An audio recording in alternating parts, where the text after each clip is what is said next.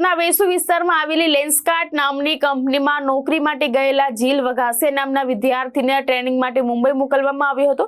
મુંબઈમાં કંપનીના માલિક બંસલ દ્વારા યુવાનને શિખા એટલે કે ચોટલી, કલવા, નાડાછડી, ટેટુ અને તિલક ચાંદલો દૂર કરવા માટે દબાણ કરવામાં આવ્યું હતું। શરત મૂકવામાં આવી હતી કે જો આ બધું દૂર કરશો તો જ કંપની નોકરી ઉપર રાખશે।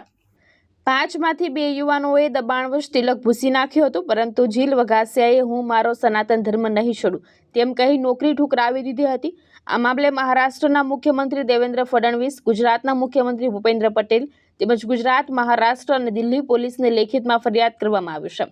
આંતરરાષ્ટ્રીય હિન્દુ પરિષદ અને રાષ્ટ્રીય બજરંગ દળ દ્વારા સુરતના સરથાણા જકાતનાકા પાસે લેન્સકાર્ટ કંપનીના માલિકના પુતળાનું દહન કરીને સખત વિરોધ પ્રદર્શન કરવામાં આવ્યું હતું। મનીષ વાઘાણીએ આ ઘટનાને નોકરીનો જેહાદ ગણાવી હતી અને અન્ય ધર્મના લોકો પોતાની ધાર્મિક ઓળખ માટે નોકરી કરી શકતા હોયનો હિન્દુઓ ઉપર જ કેમ પ્રતિબંધ તેવો પ્રશ્ન ઉઠાવ્યો હતો। આગામી સમયમાં વેસુ સ્થિત મુખ્ય ઓફિસ ઉપર પણ સંગઠનના કાર્યકર્તાઓ દ્વારા વિરોધ પ્રદર્શન કરવાની ચીમકી આપવામાં આવી છે। ભાવેશ ઉપાધ્યાય, દ્રષ્ટિકોણ ન્યૂઝ, સુરત।